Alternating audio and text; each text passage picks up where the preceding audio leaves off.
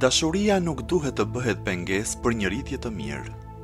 Janë disa prindër që i duan fëmijët e tyre deri në një mas, saqë nuk e vëren se çka është e mirë dhe çka është e keqe për rritjen e tyre. Kur ata vëren se fëmia i tyre është duke vepruar gabim apo kur ndonjëri ua bën me dije atyre për ndonjë gabim të fëmijës, ata nuk e marrin parasysh atë vetëm që të mos e bezdisin apo i irritojnë fëmijën. Ju sigurisht keni parë fëmijë të tillë që i fyejnë fëmijët e tjerë, i bezdisin të tjerët, i thyejnë xhamat e fqinjeve dhe e përdorin gjuhën fyese me të tjerët. Prindërit e fëmijëve të tillë jo vetëm që nuk mundohen t'i korrigjojnë, por edhe e mbajnë një buzëqeshje të gjak ftohtë në fytyrat e tyre kur fëmijët e tyre bëjnë ndonjë gabim të tillë. Në këtë mënyrë ata i nxisin veprat e padëshiruara të fëmijëve dhe me këtë ata i shkaktojnë një dëm të madh fëmijëve të tyre. Kjo mospërfillje e rritjes së duhur nuk është e falshme në sytë e Allahut. Dashuria ndaj fëmijëve nuk do të thotë që prindërit i mbyllin syt ndaj normave të rritjes së duhur. Prindërit e mirë janë ata që bëjnë përzierje në shkathët të dashurisë dhe të rritjes së mirë.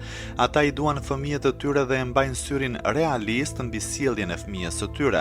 Ata mundohen në mënyrë të shkathët që t'i korrigjojnë gabimet e fëmijëve. Ata e bëjnë që fëmia t'i vërej se ai nuk është i lirë në kryerjen e veprave të gabuara.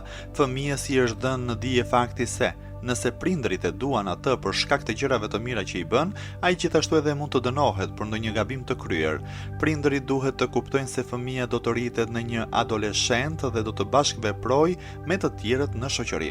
Nëse për shkak të dashurisë së tepërt për fëmijët e tyre, ata i shpërfillin detyrat e tyre të formimit me anë të normave të mirësjelljes, fëmia nuk do të jetë i mirëseardhur në shoqëri dhe të tjerët do të largohen prej tij apo do ta urrejnë dhe ndjejnë neveri ndaj tij.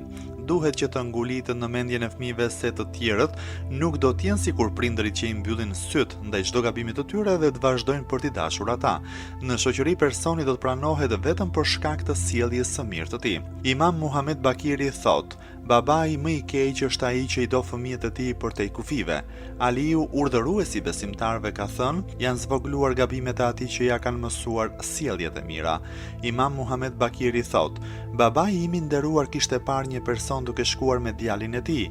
Djali i pasjellshëm kishte hipur mbi krahët e babait të tij. Babai im, Imam Zejnel Abidini, ishte shqetësuar shumë prej këtij djalit të paturpshëm, saqë deri në fund të jetës së tij nuk kishte folur me të.